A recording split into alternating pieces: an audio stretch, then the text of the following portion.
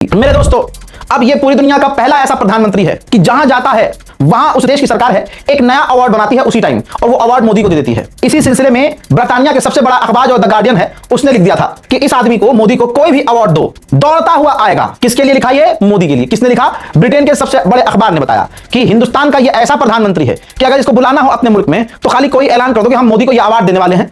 मेरे दोस्तों, ये दौड़ता हुआ पहुंच जाएगा। ये ब्रिटेन के अखबार ने लिखा है। अब लाइव अपडेट समझिए, आप इसको लाइव समझ लीजिए। इंडोनेशिया भारत के प्रधानमंत्री गए, ये देख लो, इंडोनेशिया ने भी मोदी को ऐसा अवार्ड दिया। किस बात के लिए दिया वो आप जानो, आपका काम जाने। शायद अपना ही मुल्क लुटवाने के नाम पर, शायद इथेनॉल बनाने के नाम पर, मतलब कुछ ना कुछ वजह तो रही होगी कि मोदी को अवार्ड दे दिया।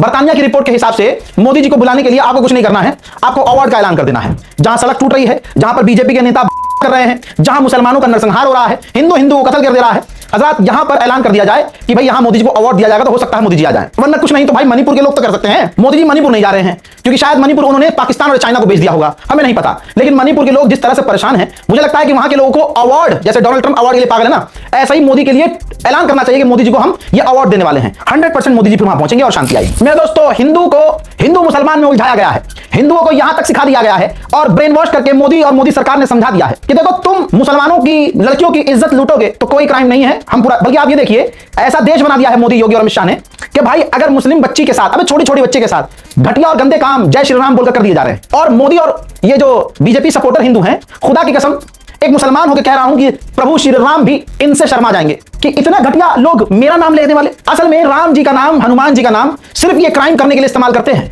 और धर्म की आड़ में ये सारे गैर हिंदू काम करते हैं, गैर हिंदुत्व वाले। हिंदू तो ये नहीं है भाई, मैं खुद हिंदू स्कूल से पढ़ा हूं यार।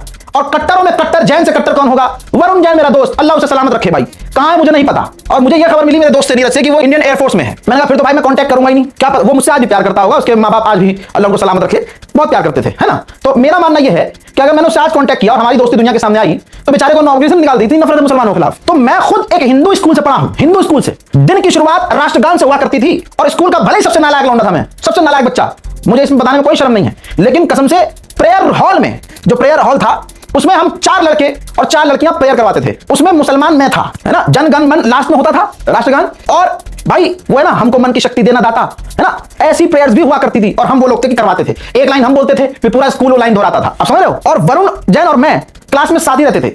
वो क्लास का पढ़ा लिखा बहुत पढ़ाकू बच्चा और मैं सबसे नालायक, बढ़िया लेवल पर नालायक। एक पीरियड से लेकर 8वें पीरियड तक जो भी टीचर आता था सबसे पहले बाहर निकाल के मुझे बिना बात के पेल देता था।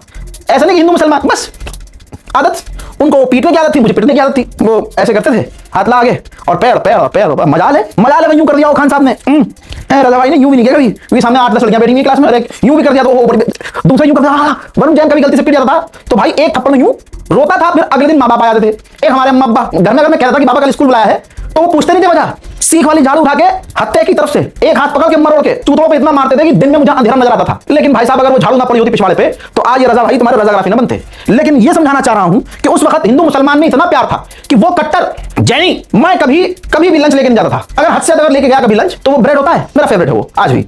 ब्रेड थोड़ा सेक लिया, ब्रेड के ऊपर मक्खन लगा लिया, ब्रेड के ऊपर जैम लगा लिया, उसी के ऊपर जो है दूसरी ब्रेड रखी और ऐसे 4 ब्रेड रखे। और भाई हम अपनी माता जी कोई परेशानी करते थे, ये काम हम भी खुद कर लेते थे, कर करा के एकदम स्कूल। अब भाई वरुण जैन भाई सब्जी ला रहे हैं, पराठे ला रहे हैं देसी, उसको भाई मेरा पसंद, मुझे भाई उसको खाना पसंद भाई, तो दोनों मिल बांट खाते थे। कई बार ऐसा होता था कि मैं लेके नहीं जाता था, 2 रुपया जेब में डाला और वहीं आधी छुट्टी इंटरवल होता था, वहीं नीचे से जाके कुछ ना कुछ रिसेस में ले लिया, खा लिया।